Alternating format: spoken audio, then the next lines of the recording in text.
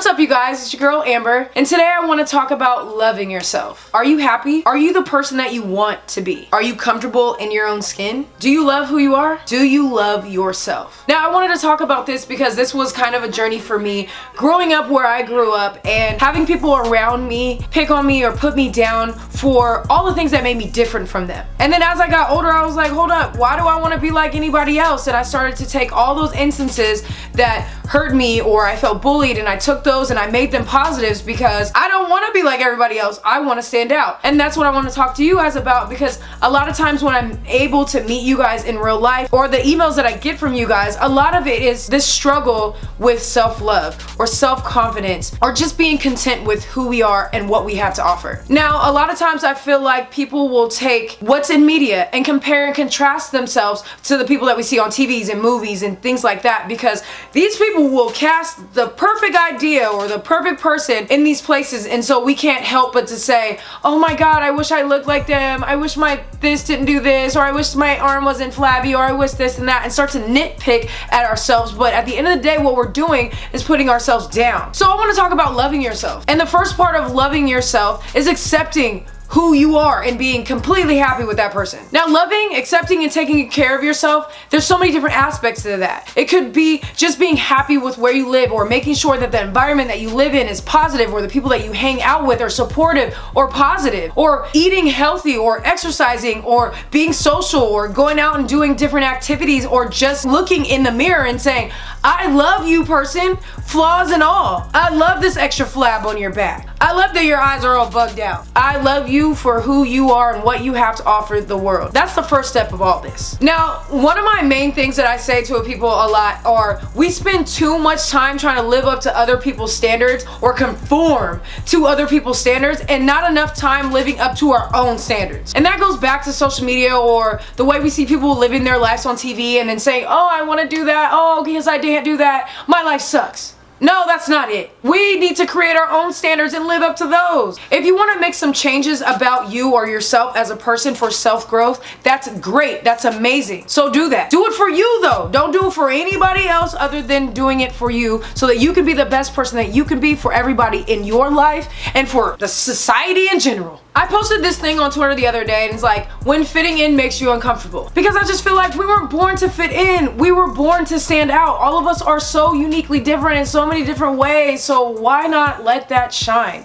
And I feel sorry for the other people that just want to blend in and fit in because they don't want to stand out. They want to live their life easier or more comfortable or hidden. But you guys know, I've said this before, I'm all about self-growth, right? I want to grow as a person at all times. I want to learn from all my experiences, no matter how positive or negative that they are. So if you want to grow as a person, to make yourself a little bit of the person that you maybe want to be, or just a better person, so that you can truly love yourself and say, I am a great person, or I'm happy that I do this as a person. And the first step of that is acknowledging those negative flaws that you have about yourself. Flaws are not always a bad thing, but sometimes we have some negative flaws that we do need to change. So it's all about acknowledging those things. I dislike when I do this. I make people react this way when I do this, and that's not a good trait to have. Find those things, point it out, and the next step is getting a grip on it. And getting a grip on it is trying to figure out how to control that, how to make sure that you are aware of it before you do it again, and how to go about the steps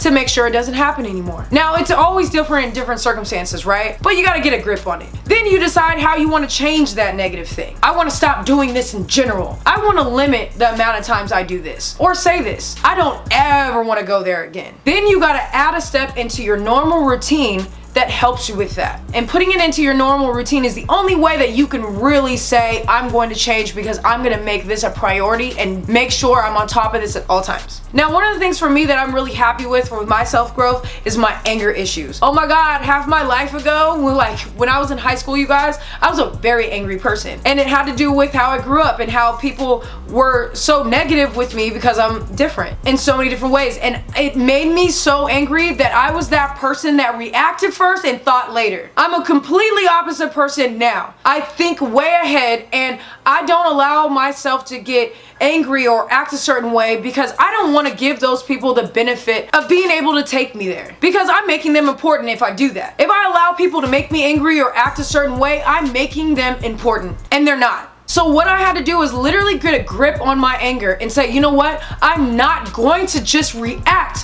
when something bothers me. I'm going to take a step back. I'm going to breathe, woosah, think about it, strategize, and then act. And I've done a lot of things to make sure that I am not that same person anymore. I had to change friends. I had to change my environment. I had to be happy with myself and not give people that satisfaction to make themselves that important to even get me that mad. And I had to realize that that is a real true thing. And once I got a grasp of that in my mind, I was like, bruh, I'm not gonna be out here letting these people feel special. So I'm not going to get angry. When you're going through these changes, you have to be your greatest motivation. You have to be your greatest inspiration. And once you get there and you start seeing some changes and you see yourself being different or looking different or whatever it is, you're going to feel amazing. And then that is more inspiration to keep going. And sometimes you got to keep tapping into whatever it is that is motivating you. For some of us, it's some really bad thing that happened to us in the past, like a bad relationship that we got over, and then we were able to take some strength from that and say, you know what, I'm never gonna put myself in that situation again. Or maybe it was like just a bad experience, or bad friends that you're not hanging out with.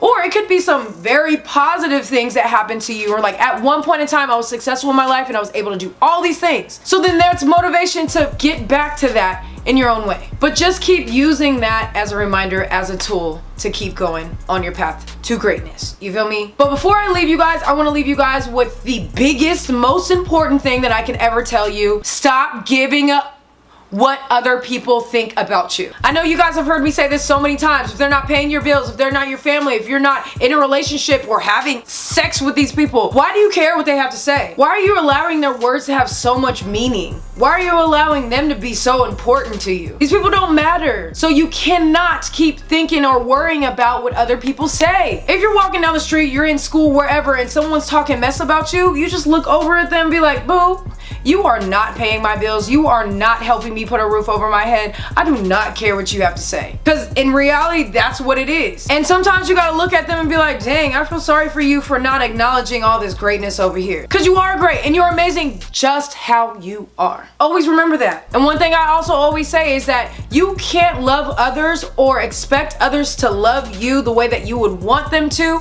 if you don't love yourself 100%. So loving yourself 100% and being self-confident is everything. So I just wanted to give you guys a quick reminder that you are amazing for who you are. So if you want to change some things about you and be a better person and self-growth, that is amazing. But at the end of the day, I want you guys to love yourself for who you are and what you have to give to this world. So I want to leave you with this. Be happy with who you are. Create your own standards. Personal growth is amazing. Stop caring what others think and do you. And love yourself for who you are because you are amazing. I love you guys so much. I'll see you soon. Stay amazing. Peace.